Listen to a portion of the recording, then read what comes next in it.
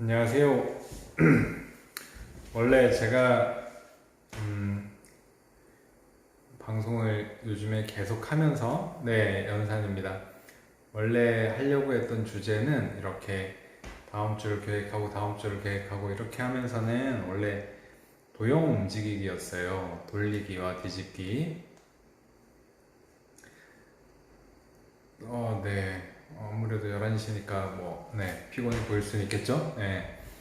도형 움직이기였어요. 그래서 도형 움직이기를 어떤 식으로 할까, 어떤 식으로 단계적으로 이런 학습을 챙겨주면 책에 있는 문제를 어떻게 푼다 이런 부분도 필요하겠고 시기별로 어릴 때 공부하는 어떤 부분이 연관이 있습니다. 이런 부분을 준비하고 있고 준비했습니다. 사실은. 근데 원리쌤이 공동구매하고 있는 관계로 이번 주까지는 원래 이어서 하던 주제별 학습에서 좀 벗어나서 연산 학습에 대해서 한 번 더 진행할 예정입니다. 연산 학습 중에서도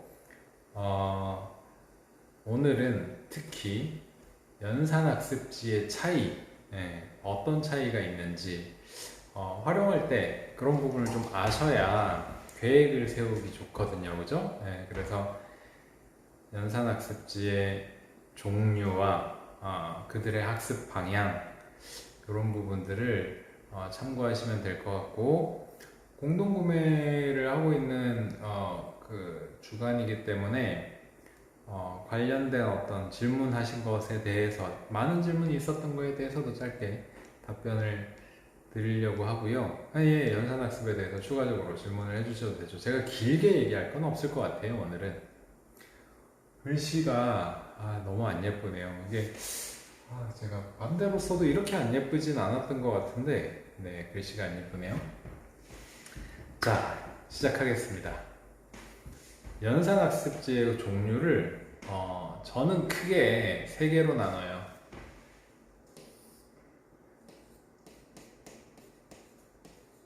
원리,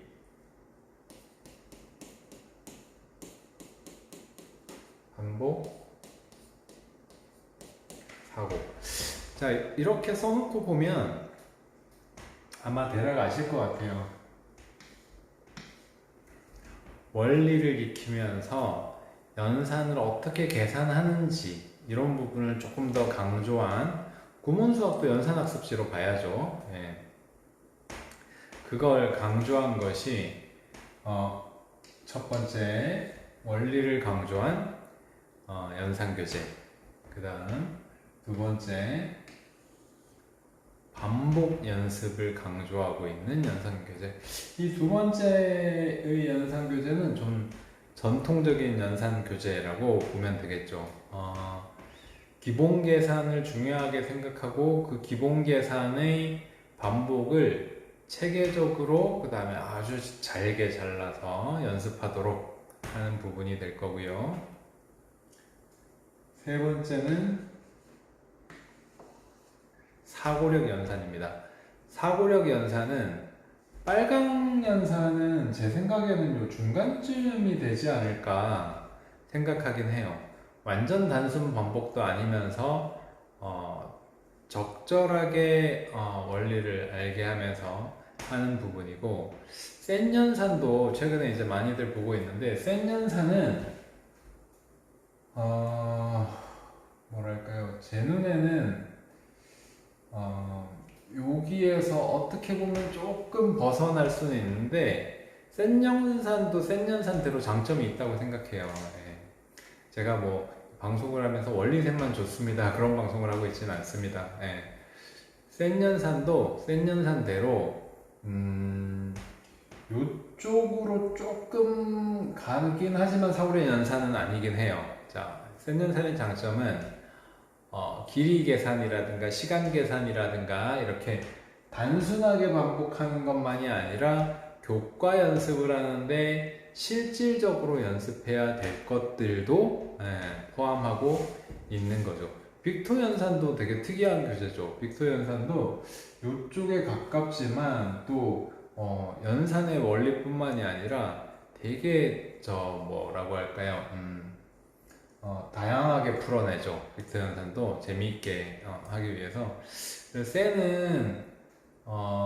쎄는 쎄대로 균형이 있다고 생각하고, 장점이 뭐냐 이렇게 하면 저는 이제 실전에 필요한 어떤 길이라든가 뭐 이런 것들을 하고 있는 부분이라고 생각하고, 원리셈은 반면에 교과 기본으로 들어가는 연산, 예를 들어서 이제 많은 책들에서 선택하고 있는 비화 비율 같은 걸 하질 않았어요.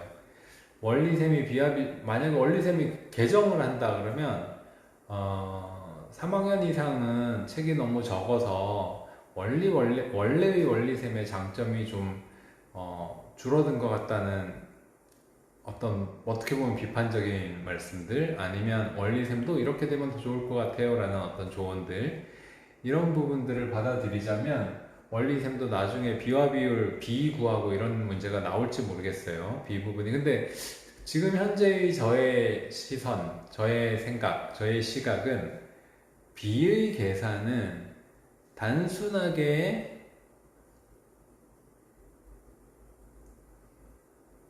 B의 계산은 단순하게가 아니라 B의 계산은 연산 연습처럼 반복 연습이 필요하다라고 생각지 않아요. 예, 생각지 않아서 B의 계산을 하는 방법을 알면 빨리 하고 정확하기 위해서 반복 연습을 해야 되는 부분이냐? 아니, 그렇지 않고 뭐 이러이러한 개념이야. 그래서 내항과 외항의 곱은 같아. 이런 것들을 교과하면서도 연습을 하면서 충분히 빠른 시간에 익힐 수 있다고 생각을 하는 부분이고요. 아까 이제 질문이 지나갔는데, 빨간 연산을 기본으로 하는 거하고 빨간 연산을 하고 원리셈을 하는 거하고 원리셈을 하고 빨간 연산을 하는 거하고, 저는 원리셈을 하고 빨간 연산을 하는 쪽으로 이제 추천을 해드렸었어요, 항상. 왜냐하면 원리를 알고 다양한 방법을 알고 덜 지루하게, 이렇게가 원리셈에, 저도 그렇게 생각해요. 비화 비율이 연산책에 들어갈 필요가 없는 단원이라고 생각하는데, 많은 연산책들이 이제 6학년에 연산 내용이 별로 없거든요. 그래서 이제 비화 비율을 집어넣고 그 비중을 꽤 늘려가지고 6학년 연산을 만들어 놨고, 사실은 저는 5, 6학년에 사실 그런 고민 때문에 5, 6학년 원리셈을 컴팩트하게 5학년, 6학년 통합, 어차피 분수에 곱셈 나눗셈이 주다 이렇게 보고 했던 거긴 합니다. 근데 원리셈도 이제 그렇게 줄이다 보니까 또 이제 단점도 있긴 하겠죠. 장점과 단점은 항상 공존하니까. 네, 그래서 원리를 익히고 여러 가지 방법을 배우고 이런 부분으로 보면 원리셈을 기본으로 하고, 그 다음에 속도가 부족한 아이들 같은 경우는 반복을 선택을 하고, 그 다음에 생각하는 걸 즐기는 아이들은 사고력 연산을 선택하고, 또는 아까 교과 공부에 더 초점을 맞추고 교과의 실질적인 부분 연습이 연산과 함께 이루어졌으면 좋겠다라고 하면 원리셈 다음에 이제 센 연산 같은 것도 선택할 수 있는 거죠. 아까 얘기한 쎄는 교과 공부를 잘 하기 위해서 연산을 기본을 만들어가는 과정이거든요. 그러면 저는 원리셈을 했는데 충분히 속도가 나오고 잘한다 하면 단계와 단계 사이에 쉼을 가질 수도 있다고 생각해요. 근데 그 쉼이 수학을 쉬는 건 아니고 연산을 쉬고 교과 문제집을 하거나 이렇게 하면서 이제 공부를 이어가는 거죠. 근데 연산 자체도 쉬는 게 우리 아이는 감각을 계속 예민하게 만들어 줘야 된다라고 판단을 하신다면, 그리고 그게 교과 쪽으로 좀 실질적으로 연습할 수 있는 부분, 교과 하는데 조금이라도 더 도움이 됐으면 좋겠다 하면 센 연산을 선택할 수도 있다고 생각합니다. 뭐 반복과 원리 이런 부분에서 좀 두루두루 바쁜 아이들을 위한 빠른 연산, 이 책도 괜찮다고 생각을 하고요. 그렇습니다. 그래서 종류를 이렇게 보시고 하는 게 제일 좋다고 생각을 하고요. 그 다음에 저한테 이제 연산에 대해서 일단 질문이 제일 많았던 부분에 대해서 답변을 좀 해드리면, 체의 종류는 사실은 연산은 이렇게 말씀드릴 수 있을 것 같고, 많이 질문해 주신 부분들 중에 원리셈이 어려워요 내지 원리셈이 지루해요, 이런 부분에 대한 질문도 있으셨어요. 그 부분에 대해서 설명을 해드리면,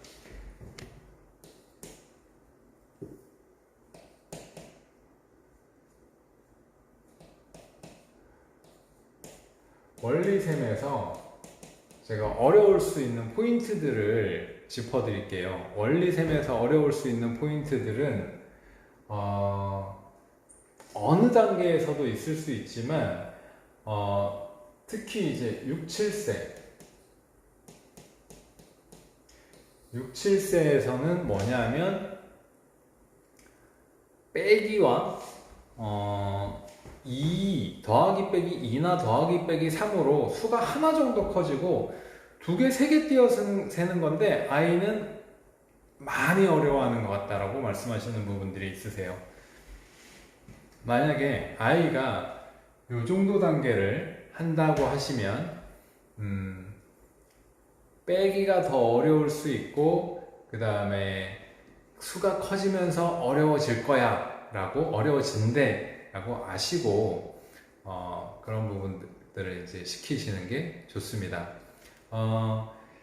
요때 시킬 때 아이가 뺄셈을 어려워하고 수가 커지면 어렵다고 느끼고 하기 때문에 엄마의 입장으로서는 아이가 잘하고 넘어갔으면 하는 생각이 있죠. 그래서 원리셈에 소마셈을 함께 시키시는 어머님들도 있으시고 한데, 저는 진짜 함께 시키는 게 낫다고 생각하시면 소마셈을 같이 시켜도 되고요. 근데 저는 그냥 넘어가셔라 라고 말씀을 드려요. 저는 넘어갈 수 있다고 생각해요.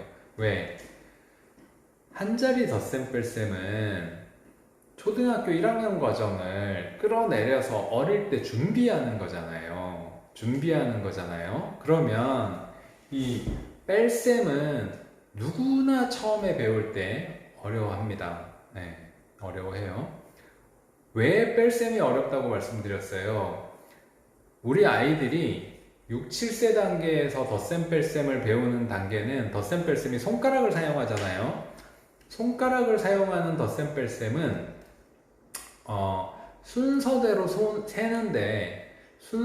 세는데 소제로 사용하는 거예요. 소제로.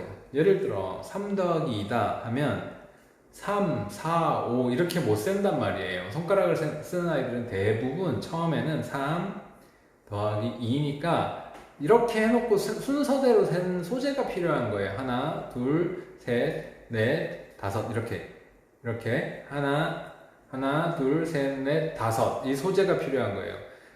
빼기는 왜 어렵냐? 빼기는 거꾸로 세는데 소제가 필요한 거예요. 그래서 손가락을 안 세는 쪽으로 가려면 그 과정에서 아이들이 연습해야 되는 게 뭐냐면 순서대로 세고 거꾸로 세고 하는 거예요. 순서대로 세고 거꾸로 세고. 빼기 오래 걸려요. 처음에 어려워해요. 순서대로 세고 거꾸로 세고 하는 거예요. 근데 생각해 보세요. 거꾸로 세는 게 아이들 입장에서는 똑바로 세는 것보다 훨씬 어렵습니다. 그래서 제가 탑사고력 수학 같은 사고력 수학에 대해서, 유아 수학에 대해서 강의를 할 때도 마찬가지고, 이 원리셈 같은 것도 마찬가지고, 6, 7세 단계를 하는데 빼기나 더하기나 큰 수가 될 때 어려워한다라고 하면, 저는 어머님들이 해야 될 노력은 한 번 더 풀리는 것보다 수를 세는 것 자체가 익숙해지게 생활 속 활동으로 연습할 수 있는 부분들을 만들어 주셨으면 좋겠어요. 예를 들면 이제 1부터 100까지 수 배울 때, 제가 어릴 때 이제 저희 아이 데리고 많이 했던 아빠가 1로 시작할게. 네가 2로 해. 그래서 아빠랑 한번 100까지 배워보자. 이런 식 수창이죠. 맞아요. 옛날 우리 그 선배 엄마들이 그렇게 많이 얘기하던 연산은 수창시키면 좋더라. 수창. 수 똑바로 세기, 수 거꾸로 세기. 이 부분을 많이 하면 6, 7세에서 어려워하는 부분은 굉장히 많이 해결이 됩니다. 굉장히 많이 해결이 돼요. 이거를 그렇게 연습은 안 하고 계속 문제로만 맞닥뜨리면서 하게 되면 엄마들은 그렇죠. 우리 아이가 6살이에요. 우리 아이가 7살이에요. 하면 구몬에서도 수창시키는 게 그거예요. 6, 7세 단계에서 하는 것처럼 더하기 빼기 1, 2, 3처럼 수를 똑바로 세고 거꾸로 세는 것이 연산의 시작이기도 하다. 물론 수의 구조를 빨리 익히는 데도 도움이 돼요. 수창이라는 것은 1, 2, 3, 4, 5, 6, 7, 8, 9, 10, 11, 12, 13, 14 이렇게 세는 걸 얘기하는 거예요. 이걸 할 때는 거꾸로 세는 것도 많이 해주는 게 도움이 많이 됩니다. 어떤 부분에? 뺄셈에 도움이 많이 됩니다. 저는 연산 시간 재는 거는 그다지 사실은 크게 관심이 없어요. 원리셈에도 넣어놨지만 시간을 잰다라는 것 자체는 그냥 데이터를 비교해보고 아이들한테 시간을 잰다라는 긴장감으로 재미를 조성하는 그런 목표로서 하는 거지, 시간 재는 것 자체는 큰 의미가 있다고 생각하는 건 아니고요. 아니요, 오늘은 그 연산 전반에 대해서 얘기를 할 겁니다. 그런 건 아니고 수창은 노래 부르듯이라기보다 수를 똑바로 셀 수 있고 거꾸로 셀 수 있고를 원활하게 할 수 있는 것을 얘기합니다. 그러면 6, 7세 단계 같은 원리셈에서 똑바로 띄어세고 거꾸로 띄어세고라는 덧셈뺄셈의 원리를 배웠다면, 수를 똑바로 거꾸로 셀 수 있다면 그 연산은 할 수가 있는 거죠. 네, 할 수가 있는 거죠. 그래서 수창을 하면 도움이 된다는 거고, 제가 어릴 때 이제 저희 큰아이 어릴 때 많이 했던 건, 기억해보니까 둘째 아이하고는 또 안 했더라고요. 잘 때 누워서 아이 재우면서 아빠가 1부터 할 테니까 네가 2 해. 이렇게 해서 이제 1, 2, 3, 4 이렇게 주고받으면서 혼자 어떻게 시켜요? 1부터 100까지 세워봐 이럴 수는 없잖아요. 그래서 놀이식으로 이제 어릴 때 아이를 데리고 1, 2, 3, 4, 5, 6 하는데, 절대 이제 처음에 가르쳐 줄 때는 네가 먼저 해 이렇게 했었지만 나중에는 항상 아빠가 먼저 할게 했었죠. 이유는 10, 20, 30, 40, 50, 60, 70 이 바뀌는 수 읽는 방법이 바뀌는 구간이 짝수에서 나오기 때문에 항상 아이한테 아빠가 1 먼저 시작한다 이런 식으로 아이하고 수창을 할 수 있도록 그렇게 이제 놀이식으로 활동식으로 했었고요.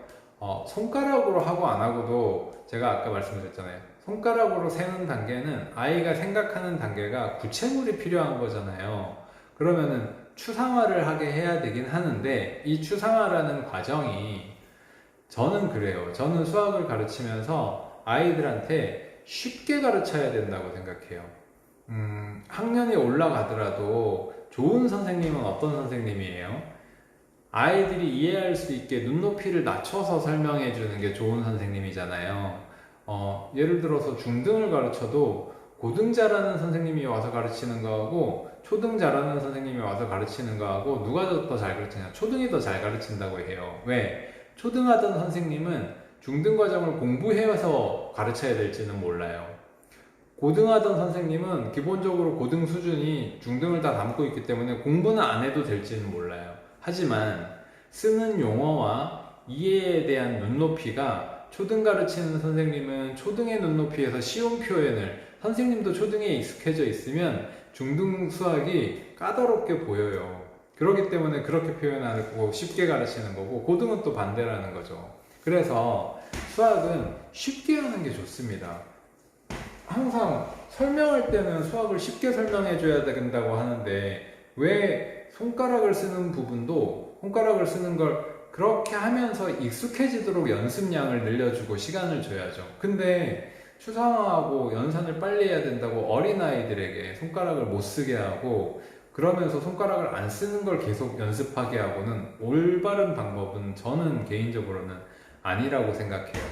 그것보다는 손가락에 필요한 단계는 이런 그 순서대로 수를 세면서 수를 익히고 나서 다음 단계인 가르기 모으기를 배우고, 그 가르기 모으기도 손가락을 쓰거나 아니면 구슬 같은, 아니면 큐브 같은 부채물을 통해서 가르기 모으기의 개념을 배우고 나서 아이하고 이제 배우게 될 텐데, 그렇게 배우는 단계들이 되면 손가락은 차츰 사용하지 않게 됩니다.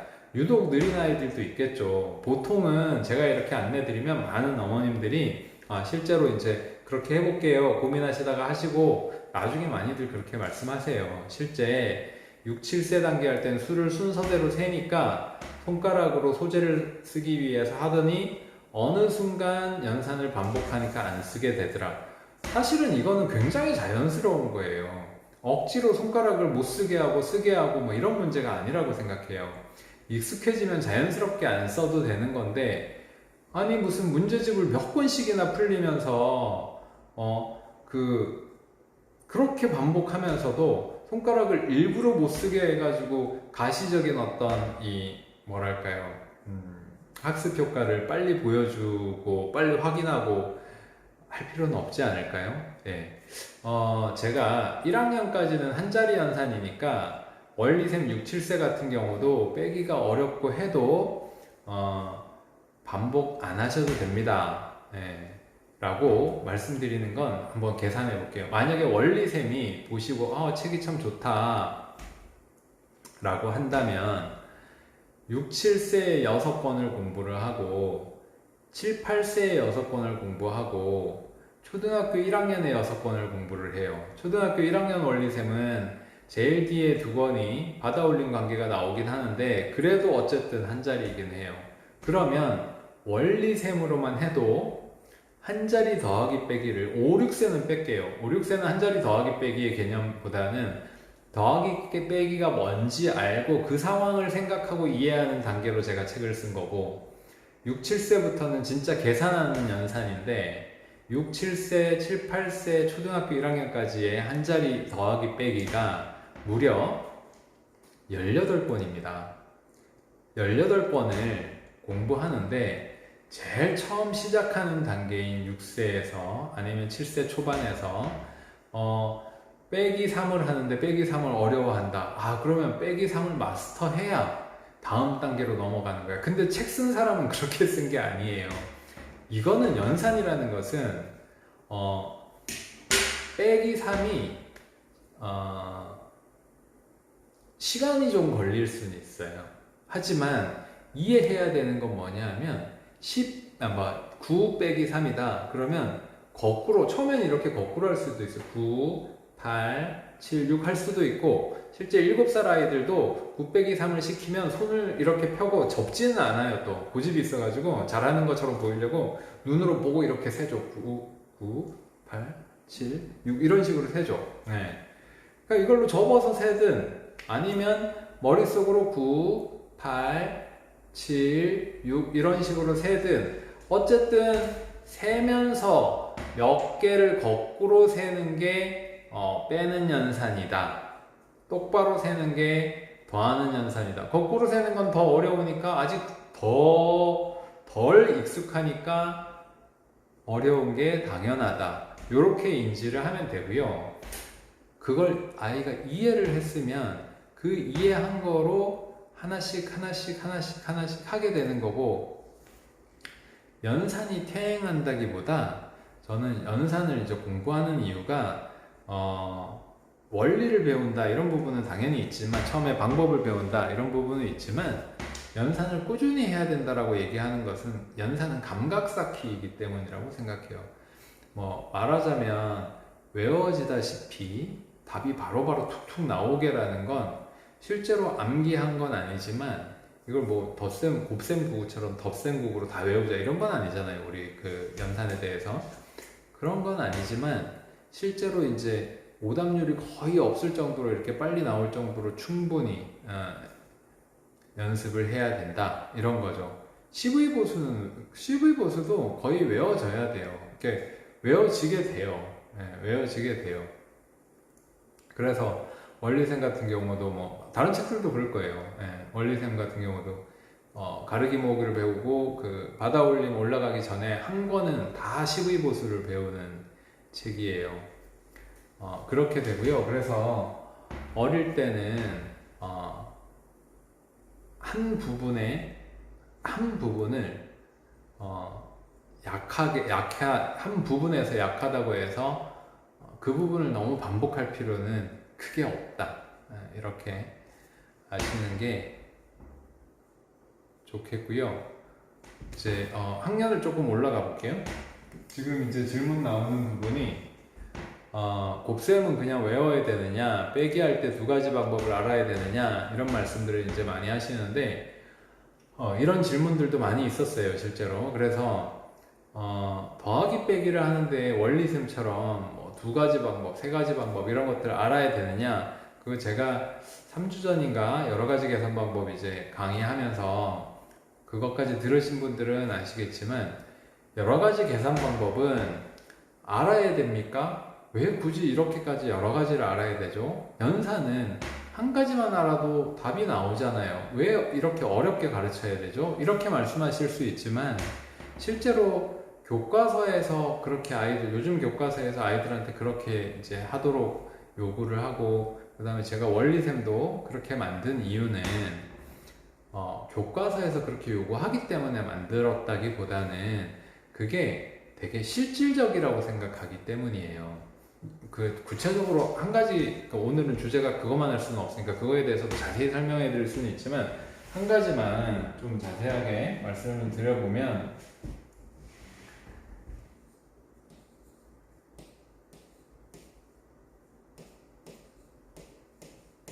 이 두 가지 연산은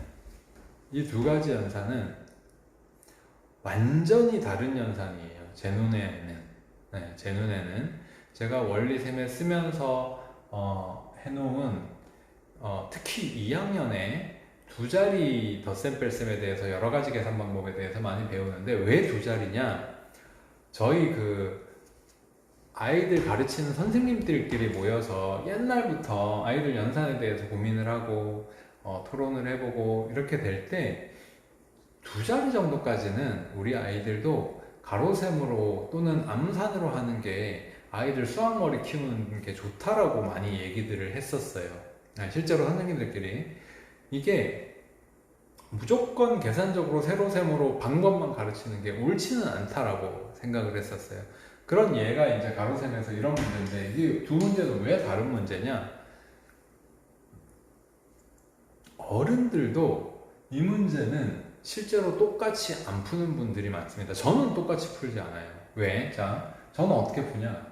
이거는 내 머릿속에 어떻게 하지? 아이들을 어떻게 가르치지? 이걸 교재 연구를 하면서 이제 아이들 수학을 연구하고 공부하면서 보면 3하고 4가 1차이밖에 안 나니까 3을 빼고 하나를 더 빼서 10 빼기 1을 하는 연산으로 내 머릿속이 계산을 하고요. 그렇게 계산을 하고, 이 연산은 2 빼기 9 이런 게 아니고 9가 10하고 얼마 차이 안 나니까 얘는 그야말로 10 빼기 9가 쉬운 거죠. 이게 계산이 훨씬 쉽죠. 10 빼기 9에서 1이니까 여기가 3이 나오고, 계산 방법이 달라요. 똑같이 뭐는 똑같아요.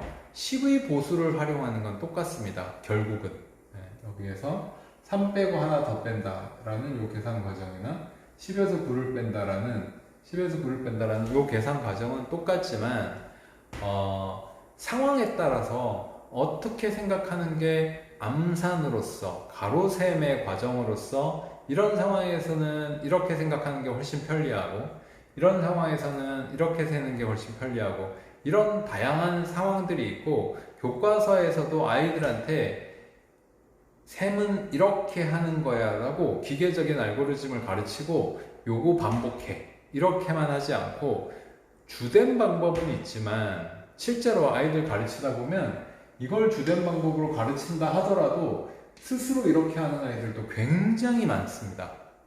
굉장히 많아요, 실제. 4를 3, 1 해가지고 여기 3 빼고 하나를 더 뺀다 이렇게 연산하는 아이들 되게 많아요.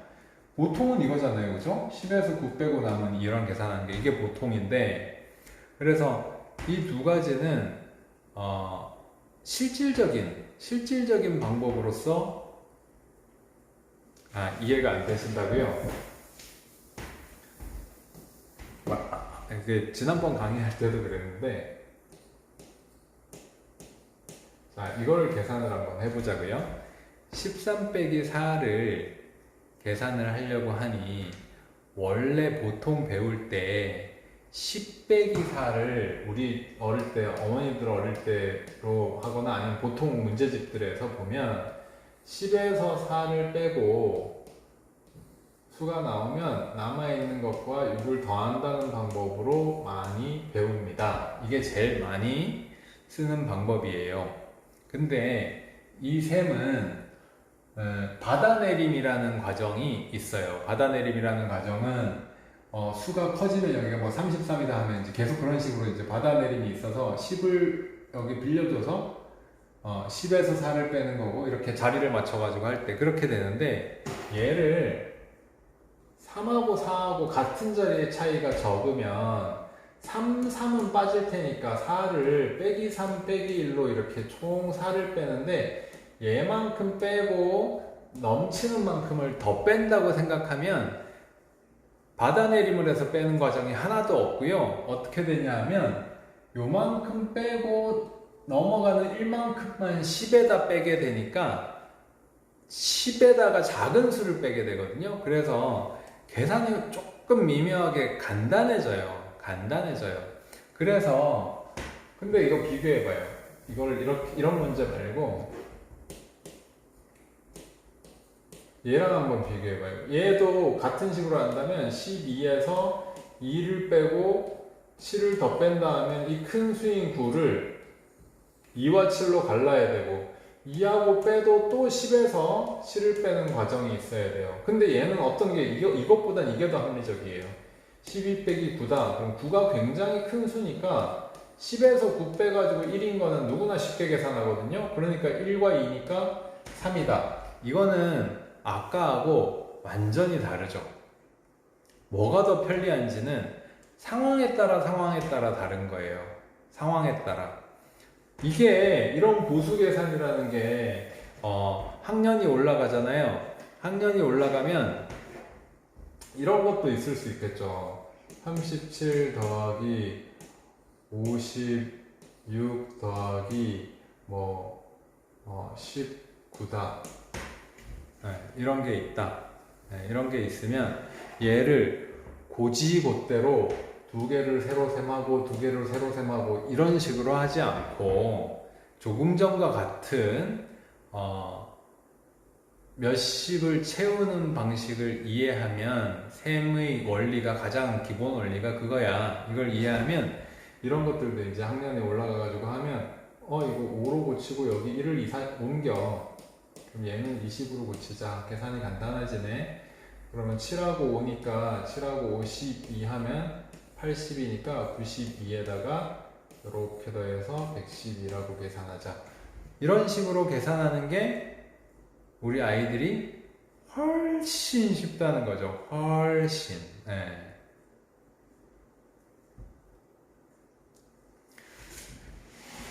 여러 가지 계산 방법은 근데 아이들한테 어려워요. 이 상황에선 이게 더 쉬워. 이렇게 그래서 원리셈도 여러 가지 계산 방법이 교과에서 다들 어렵다고 하는 것처럼 원리셈도 아이들이 어렵게 느낍니다. 자, 그러면 어떻게 가르쳐야 될까? 이건 또 실질이에요, 실질. 얘는 개념이자 학습 목표이자 이런 거라고 보면 실제로 가르치는 건 실질이에요, 실질. 제가 학원 교육도 하잖아요. 그러면은 학원에서 선생님들하고 이제 세미나로 이제 아이들 가르치는 걸 공부하고 할 때의 어떤 이런 거야. 이 내용은 하고 가르칠 때 하고는 경험이 많은 선생님이면 많은 선생님일수록 아이가 넘어가면 더 던져줄 줄 알아야 되고 아이가 만약에 거기까지 못 쫓아가면 그 아이에 맞게 학습 목표를 변형해서 아이가 자기가 할 수 있는 만큼을 조절해서 성취하게 하고 남는 만큼은 이후의 과제로 넘겨줄 줄도 알아야 돼요. 이 경험이 많은 선생님이라면.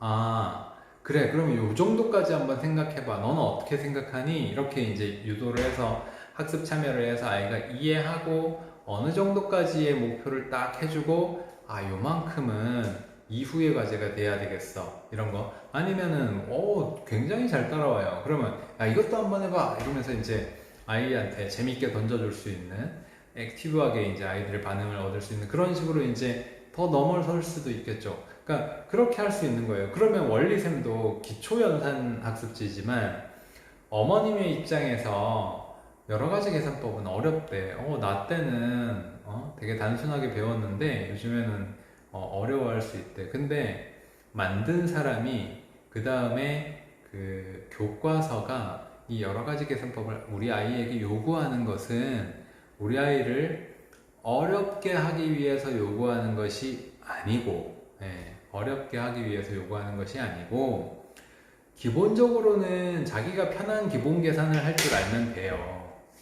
돼요. 그 기본에서 뭐냐 하면, 여러 가지 상황에서, 이 여러 가지 상황에서 아까 말씀드린 것처럼 이럴 때는 이게 더 편리해, 이럴 때는 이게 더 편리해, 이럴 때는 이게 더 편리해 라는 것은 사실은 술을 가지고 놀 줄 아는 사고력을 키우기 위해서 아이한테 문제 제기를 더 해보는 거예요. 그런 학습이에요. 그러면은 이거를 엄마의 입장에서 좀 제가 그 단호하게 얘기를 하자면 엄마의 입장에서 책에 있는 모든 것을 아이가 다 잘해야 된다라고 생각하는 게 어떻게 보면 욕심일 수도 있어요. 지금 이 과정은 사실은 교과서에서는 아이들 발표하게 하고 이렇게도 발표해봐, 이렇게도 한번 해봐 하고 그렇게 하기 때문에 발표로서 하고 다양한 생각들을 해보도록 하는 데 의의가 있는 내용이고, 다만 교과에서 그렇게 하기 때문에 문제집들에서는, 교과 문제집이든 연산이든 문제집들에서는 그 내용을 문제로 풀도록 배웠으니까 제시를 하게 되죠. 원리쌤도 마찬가지. 문제집에서 풀든 안 풀든 간에 저는 이걸 한번 해보는 게 도움이 되고 좋다고 생각하니까 제 주관에 의해서 책을 담은 거죠. 근데 아까 제가 실질 교육은 어떻게 돼야 되냐면 아이가 어려워하는 부분은 이해 정도만, 이렇게 되는 게 이해는 되니? 어떻게 되는지 알겠어? 하고 따라 해보기만 하게 하고, 문제는 그냥 그래 그러면 뭐 푸는 건 너 편한 대로 풀어, 이렇게 되는 게 좋습니다. 그렇게 되는 게 좋습니다. 여러 가지 계산 방법은 많은 아이들 어려워하고 또 이제 잘하는 아이들도 있어요. 이렇게 하는 것도 있어요. 이건 편리, 이런 아이들도 있을 거예요. 있어요. 그래서 말씀드린 것처럼 그렇고요. 그 다음에 원리쌤 같으면 이제 1, 2학년으로 넘어가면서 2학년에 세수의 계산을 순서를 바꿔서 하는 부분도 있어요. 그 부분도 어떻게 보면 제가 조금 욕심을 낸 거예요.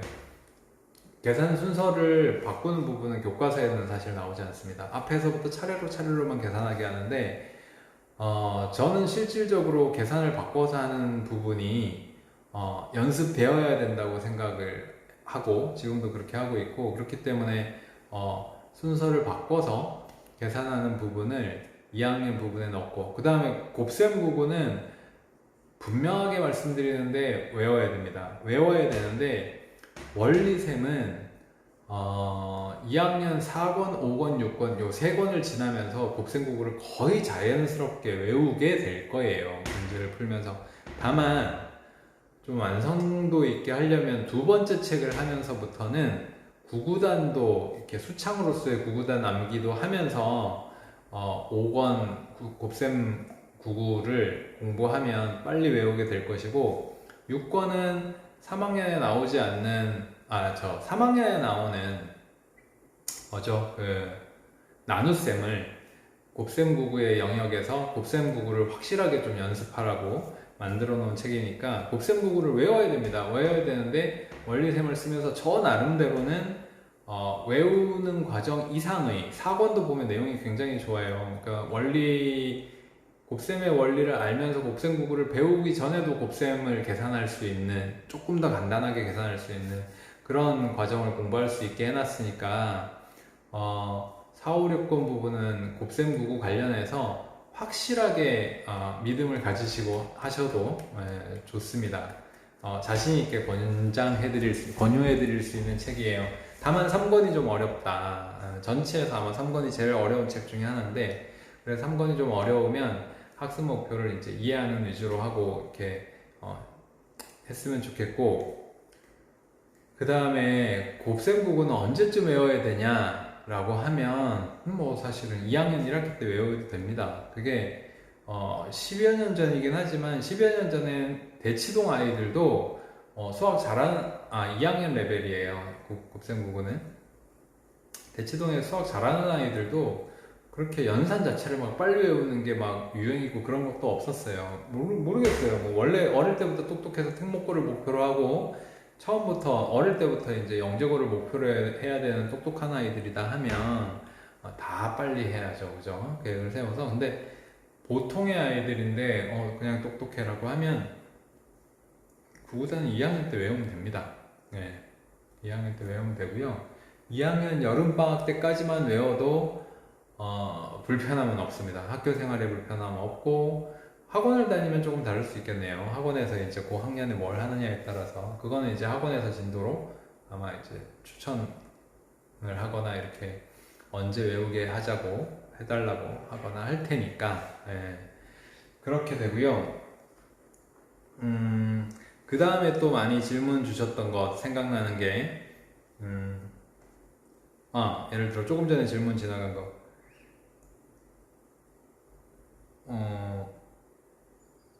연산 선행은 얼마나 하는 게 좋습니까? 라는 계획은 지나치게 빠르지 않게 교과에 맞춰서 하는 게 좋습니다 라고 말씀드리고 싶어요. 만약에 아이가 굉장히 똑똑하고 근데 그 충분한 학습을 하기 위해서 연산을 기초학습으로 하는데 잘 따라와요.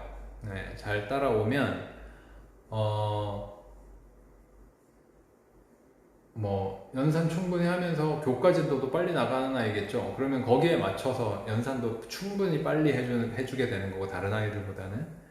만약에 교과 학습 자체가 좀 또박또박 하는 스타일의 학습을 선택하게 된다라고 하면 연산도 그 정도에 맞춰서 하면 되겠죠. 되겠죠. 그렇게 하면 되겠고요. 그래서 연산은 기초를 만들고 기본을 만드는 건데, 이 기본이 어디에 사용되는지를 생각하시면 돼요. 어디에 사용되는지를 생각하셔서 교과 공부하는데 사용하려고 하는 거니까 거기에 맞춰서 연습하면 되겠다, 시기를 잡으면 되겠다 라는 거고요. 또 하나 정말 이것도 많이 질문 받는 부분인데 원리셈이 우리 아이에게 지루하고 힘들고 어려워요. 이렇게 말씀을 하시는 어머님들도 있으세요. 근데 저는 원리셈이, 감히 말씀드리건데, 원리셈이 지루하고 힘들고 어려우면 물론 특이하게 어려운 책이 있는 건 사실이에요.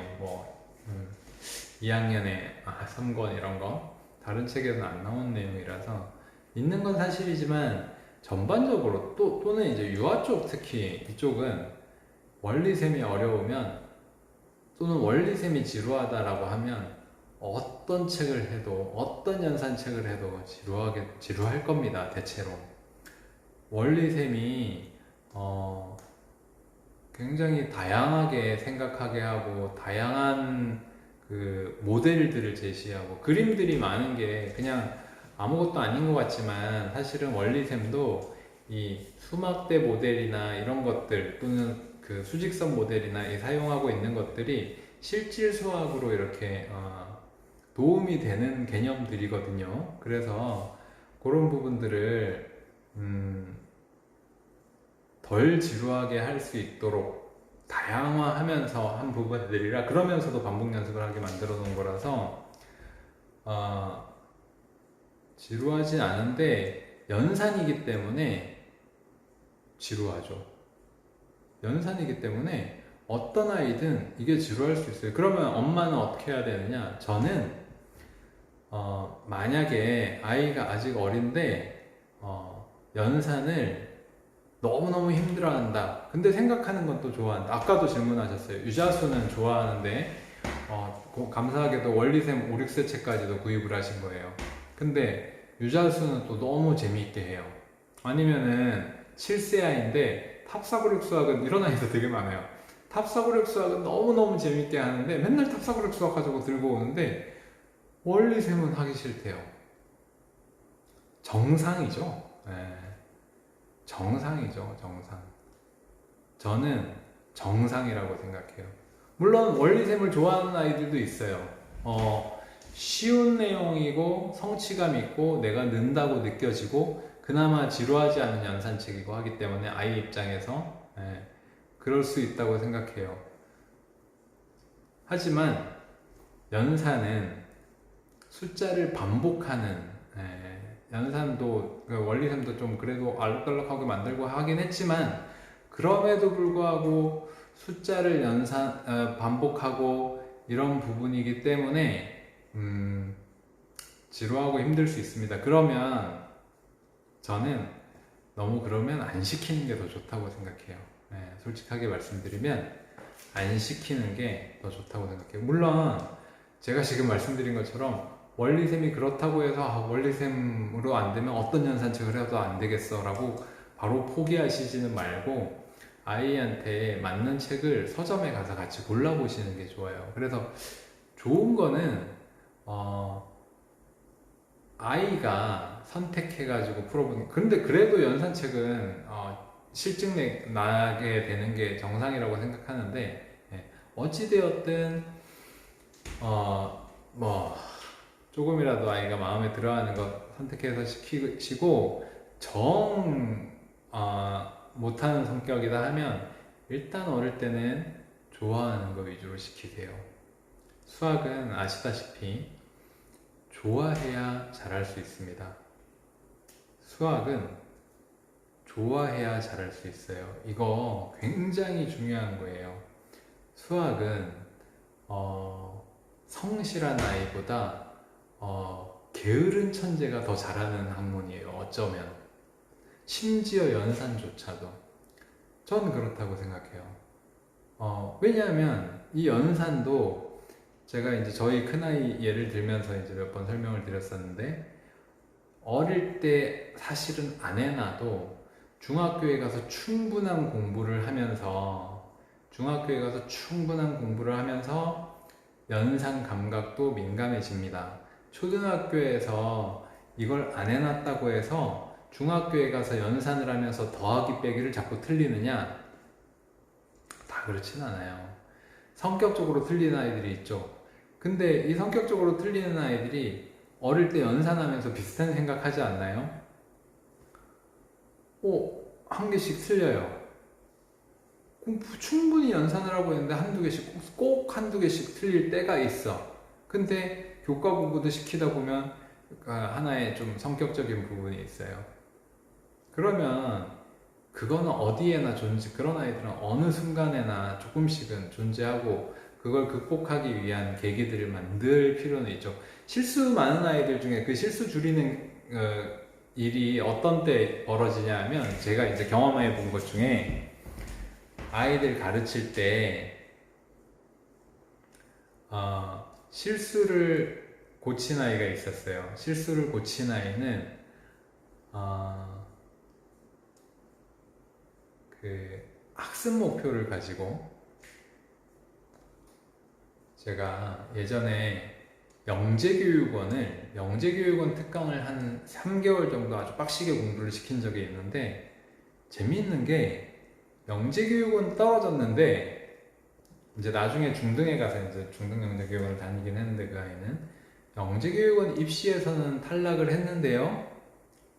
3개월 동안 빡세게 공부하고 나니까 교과 공부며 수학 학습 전반의 아이가 실수가 사라졌어요.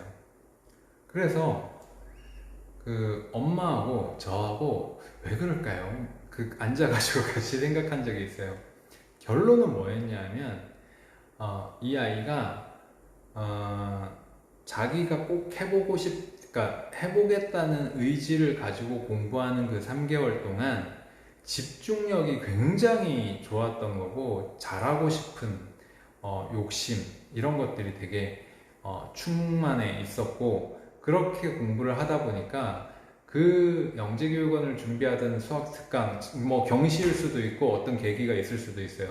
중학생 같으면 학교 시험을 준비하는데 한번 이 몰입을 해본다든가 이런 몰입하는 과정 자체가 아이들 학습하는 집중력을 높여주고 내가 틀릴 수 있다라는 그걸 알고 문제를 풀 때 그 순간순간에 그러니까 아이가 이제 말하자면 레벨이 한 레벨이 이렇게 올라가는 거죠.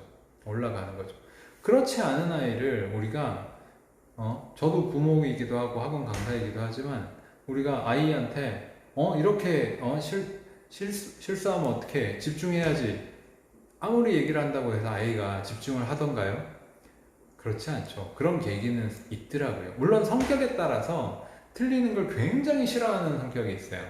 그런 아이들은 정말 하나하나를 꼼꼼하게 좀 느리게 그렇게 이제 하고 그런 아이들은 연산 연습을 꾸준히 시키면 정말 효과 만점이죠.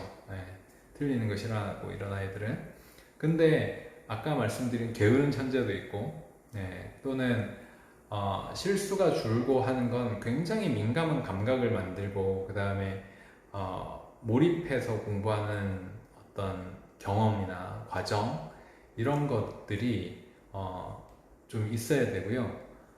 어린아이들은 그런 게 생기는 게 제가 보기엔 불가능합니다. 어린아이들은 아까 말씀드린 것처럼 그래서 재미있게 하는 방향으로 원리셈 틀린 거 틀렸다고 하면 애들 다 기분 나빠하죠. 당연한 거예요. 그래서 아이 성격에 따라서 이렇게 빗금을 치지 않는다 또는 빗금을 쳤어도 맞추면 세모로 바꾸어 준다. 틀린 건 아예 표시 안 하고 정말 싫어하는 아이가 있으면 틀린 건 표시 안 하고 맞는 것만 표시한다. 그럼 표시 안 된 게 틀린 거예요. 라든가 틀린 거를 별표를 한다라든가 뭐 이런 식으로 아예 비율을 맞춰줘야 돼. 방법 없습니다. 그거는 틀렸다고 하면 막 울고 이렇게 속상해하는 아이면 물음표도 괜찮고요. 비율을 맞춰줘야죠. 그 정도는 맞춰줘야죠. 정말 더러워 죽겠네라고 뒤에 가서 엄마 아빠가 이제 진짜 더러워 죽겠어 공부시키는 거 진짜 힘들어 할지라도 그 정도는 저는 해줄 수 있다고 생각합니다. 엄마니까 그럴 수 있다고 생각하고요. 연산 학습은 어쨌든 기초를 만드는 학습이에요. 기초를 만드는 학습이지만 아까 말씀드린 것처럼 원리셈도 어려워하는 아이들이라고 하면 재밌어하는 거 시키세요. 생각하는 거 위주로 시키고 언제 제가 시키라고 말씀드렸어요. 언제는 하는 게 좋다. 교과 학습에 대한 학습량이나 충분히 어려운 것들 하게 되는 학원을 다닌다던가 이런 것들 할 때는 연산을 뒷받침해 주는 게 좋습니다. 특히 학원을 다니는데 학원의 진도가 빠르다던가 학원이 되게 깊이 있게 배운다던가 이런 학원을 다니면 연산은 반드시 뒷받침해 주는 게 좋습니다. 아니면 차라리 학원도 좀 편한 데를 보내시던가. 이유는 아주 깊이 있는 수학을 하면서는 깊이 있는 상황과 계산 과정을 요구하는데 계산 자체가 느려가지고는 본질적인 학습으로 다가가기가 굉장히 힘들어요. 그래서 생각하는 거는 둘째로 하더라도 그런 걸 알고 배웠다 해도 계산하면서 너무 이게 힘들고 자꾸 틀리고 그렇게 되면 본질적인 수업 자체를 진행하는 게 쉽지가 않다는 거죠. 그래서 공부를 좀 시키실 거면 아이의 성향과는 별개로 연산을 해주는 게 좋다. 네, 좋고 그걸 안 하고만 공부를 시키다 보니까 4학년 정도 되면 한계가 옵니다. 네, 4학년은 큰 수 계산이 많이 포함되어 있는 학습이기 때문에 경시를 한다던가 이런 깊이 있는 학습으로 들어가면 시간 자체를 시간 안에 풀 수가 없어요. 그래서 그 다음에 4학년, 5학년, 6학년 이렇게 올라가면 실제로 복잡한 계산을 아이들에게 이제 많이 요구하는데 교과에서도 사실 연산 때문에 아이가 많이 사실 좀 힘들어 할 수밖에 없는 상황들도 있어요. 그래서 공부를 좀 시킬 거면 연산을 뒷받침을 해주는 게 좋다. 근데 그럼에도 불구하고 연산은 정말 싫어한다 하면 어떻게 해야 돼요? 비율을 맞춰야죠. 비율을 맞추는 방법은 뭐냐?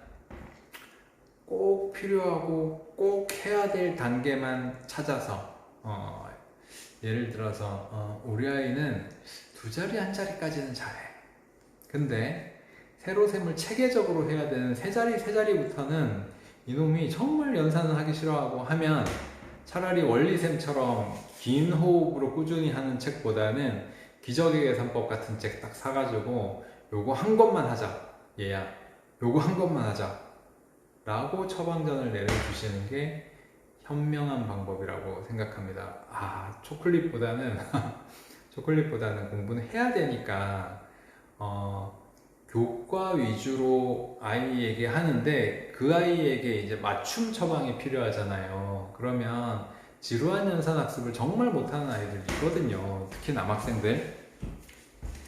그래서 기적을 계속 시킨다는 뜻이 아니에요. 기적이나 책 자체가 지루한 책이지만 맞아요. 기적책 그렇긴 한데 저는 저희 큰아들 시켰어요. 연산 어마어마하게 싫어하는 아이였는데 초등학교 4학년 연산 큰 수에서 계산이 연습이 너무 안 돼가지고 정말 책 2페이지 푸는데 1시간 가까이 걸리는 거 보고 교과 문제집 그냥 이제 풀으라고 던져놨더니 이제 저는 제일 하면서 아이한테 풀면서 아빠한테 질문해 이런 적이 있거든요. 그랬더니 저희 큰아이가 1시간 동안 두 쪽을 풀었더라고요. 그래서 왜 그러고 있니? 그랬더니 그 큰 수를 세로셈을 안 하고 다 가로셈을 하고 있는 거예요. 그래서 제가 이제 왜 세로셈이 필요하고 그 다음에 너의 생각과는 다르게 실제로 가로셈보다는 세로셈이 빠르고 정확하다.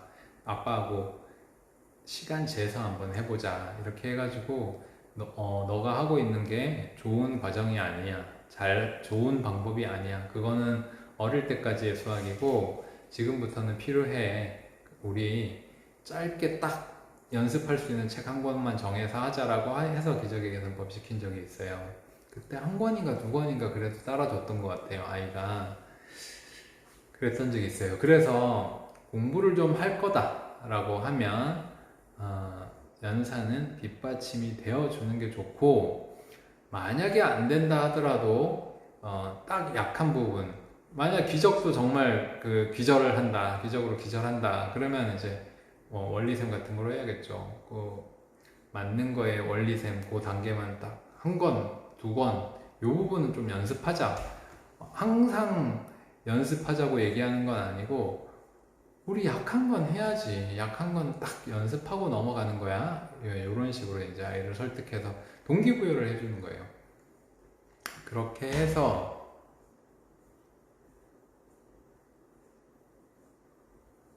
진행을 하는 것이 좋습니다. 항상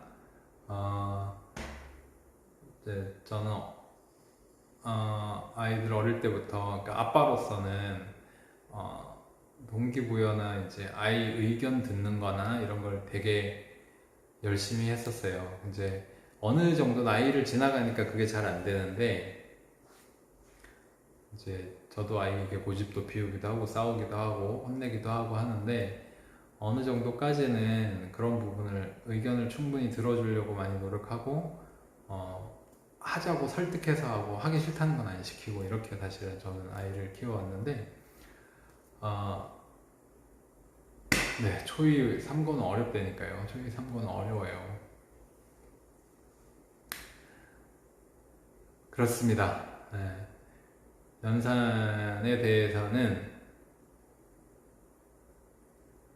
인터넷 강의요. 인터넷 강의 제가 얘기했던 거는 내년이에요. 준비를 해도 내년이고요.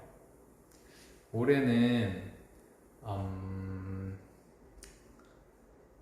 계획되어 있는 것들이 너무나 많아서 내년 상반기까지도 계획되어 있는 것들을 하는데 해야 될 것 같고요.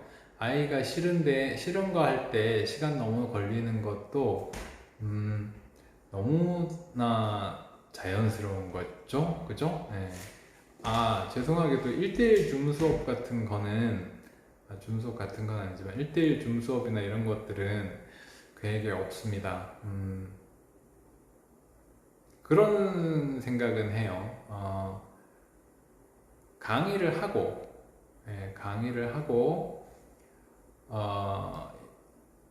동영상 강의를 보고 나서 아이가 약한 부분을 선생님들이 실질적으로 잘 됐는지 해서 보충 강의를 하고 이런 것들은 설계를 고민하고 있는데 그게 언제 될 거다라는 약속을 드리기가 참 힘든 게 제 입장에서는 완전히 새로운 사업이거든요. 그래서 내년에 일단 제가 먼저 해볼 건 인터넷 강의와 유료 인터넷 강의 이런 부분이 아니라 실질적으로 아이들에게 도움이 될 수 있는 유튜브 강의를 한번 해볼까 생각을 하고 있습니다. 지금 라방에서 어머님들 말씀하시는 어떤 부분들 그런 부분들을 이제 아이가 연습할 수 있는 내용을 풀어서 아이한테 제공하고 그것들을 이제 이렇게 강의한 유튜브 학습팀 이런 것들을 모아서 해볼까 고민을 하고 있습니다. 근데 그거는 하게 돼도 내년 하반기가 되지 않을까 싶고요. 네, 그렇게 될 것 같고요. 1대1 수업은 도저히 사실은 할 수가 없습니다. 솔직하게 말씀드리면 1대1 수업을 제가 할 수 있는 여지가 있으면 저희 학원 아이들 한 타임이라도 더 맞는 게 더 사실 합리적이에요. 저희 학원에 제가 원장으로서 다른 사업들을 하고 하려면 이게 뭔가 같이 경제적으로도 그렇고 가치 있는 일이 돼야 되는데 1대1 인터넷 수업하려고 학원 수업을 빼고 이렇게 투자해 가는 거는 좀 사실 좀 힘들 것 같습니다. 솔직하게 말씀드려서 힘들 것 같고 그보다는 유튜브나 이런 쪽으로 더 많은 아이들이 이 학원에 컨텐츠도 이렇게 좀 이용하고 해서 부분들을 아이들이 그걸 받아서 배우고 유튜브로 저하고 공부하고 이런 방향으로 고민하고 있어요. 유료 학습하는 것도 생각은 해보고 있는데 그쪽은 일단은 아니고 유튜브 쪽으로 많은 학생들이 볼 수 있는 쪽으로 생각을 하고 있고요. 실제 이제 온라인 줌 수업으로 강사들 모집해서 이렇게 교육하는 대형 업체들 몇 군데에서 이제 저한테 해달라고 연락 온 적도 있는데 다 거절했습니다. 단칼에 거절했고요. 그건 제가 해야 될 일이 아니라고 생각하고 제가 지금 사실은 저희 회사에 저하고 같이 일하고 있는 식구가 16명인가? 네, 학원하고 출판사하고 다 합치면 사실은 저희가 저까지 하면 17인가 그렇게 될 거예요. 그러니까 이 많은 식구들을 거느리고 있으면서 제가 해야 되는 결정은 어쨌든 회사가 앞으로 더 발전해 가는 방향으로 저를 믿고 같이 일하고 있는 사람들이니까 그래서 제가 어떻게 보면 작은 욕심에 이렇게 이걸 하고 이렇게 하기는 좀 사실은 쉽지 않을 것 같아요. 네, 그래서 그런 방향으로 내년 사업을 내년에 이제 제가 하는 일들을 생각하고 있습니다. 그 다음에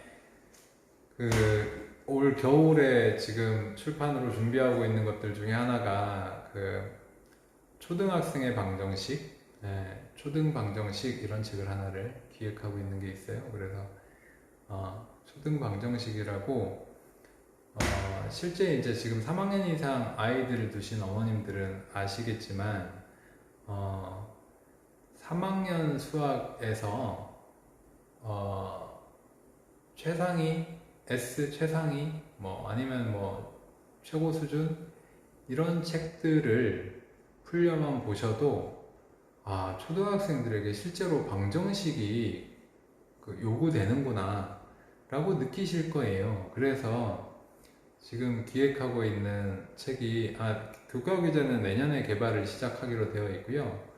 그래서 실제로 나오는 게 내년 말이나 내후년 정도에 나오기 시작할 것 같은데, 일단 올해 급하게 제가 이제 이런 책은 좀 꼭 필요하겠다 해서 겨울까지 좀 써보려고 하는 책이 초등 방정식이라고 해서 초등학생만의 방정식 이런 책을 좀 내어볼 계획에 있습니다. 그래서 어머님들이 식세어 풀기 이런 부분들을 이제 연습시키는 게 사실은 책이 없어요. 그래서 엄마들이 이항하고 이런 거 이제 가르쳐야 되거든요. 근데 딱 타겟을 문장제 문제 같은 거 식 세웠을 때 식을 어떤 식으로 푼다 이거를 문자를 사용하지 않고 식세어 해결하기죠. 근데 식세어 해결하기를 체계적으로 공부할 수 있는 책, 거기에 플러스 식을 안 써도 사실은 풀 수 있는 문제가 많아야 이렇게 할 수 있는 초등학생에게 특화되어 있는 식세어 풀기와 그런 문제를 식 없이 해결할 수 있는 초등학생만의 해결 방법, 이런 교재를 지금 기획 중이에요. 그래서 9월 한 셋째 주 정도부터 집필에 들어갈 것 같은데, 그렇게 하면 아마 12월이나 1월 정도에는 책이 몇 권이라도 나오지 않을까, 그런 책을 일단 준비 중입니다. 그래서 그런 책 할 거고요. 저희 회사가 이제 그런 책을 제가 할 거고, 내년에는 이제 출판물로는 그거 한 다음에 또 두 가지가 있는데, 경시 쪽, 완전 경시 심화서는 아니지만 뭐 사고력 문제 어려운 거나 경시나 이런 거 도전하는 아이들에게 좀 도움이 되는 책 종류 하나가 뭐 있고, 또 하나는 교과수화 하려고 합니다. 아마 뭐 저희 책은 나오면 제일 먼저 도침함에 알리니까요. 그렇게 아시면 되겠습니다. 늦게까지 시청해 주셔서 감사하고요. 영상은 혹시 늦게 들어오신 분들 아니면 시간을 못 내셨지만 궁금하신 분들을 위해서 다시 보실 수 있게 걸릴 예정입니다. 그리고 아까 말씀드린 초등방정식이라는 책은 1, 2학년은 필요 없고요. 3, 4학년, 4, 5학년, 5, 6학년 이렇게 3단계 정도로 개발될 예정입니다. 지금 기획한 거로는 그렇습니다. 아이들에게 꼭 필요한 책이라고 생각해서 다른 책 그 내용으로 저희 학원 책을 쓰다가 이거 출판해서 해야 되겠다. 책이 이런 걸 연습시킬 책이 없는 것 같아. 이런 생각이 들어서 그렇게 준비 중입니다. 감사합니다. 다음 주에 또 뵙겠고요. 아마 저희 공부가 다 마무리되니까 원래 약속드렸던 도형 움직이기 다음 주에는 네네, 그거는 올 겨울에 나오기 시작합니다. 도형 움직이기에 관련된 내용을 다음 주에 할 예정이고요. 다음 주에 할 도형 움직이기는 어린아이들이 도형 움직이기에서 어떤 학습, 어떤 생각 방법이 도형 움직이기에 도움이 되고, 그 다음에 3학년, 4학년에서 어떤 부분을 아이가 할 줄 알아야 되고, 그 다음에 복잡한 도형 움직이기 문제는 이렇게 풀어야 됩니다. 이런 주제로 진행 예정입니다. 그래서 어릴 때부터 준비할 수 있는 학습법, 그 다음에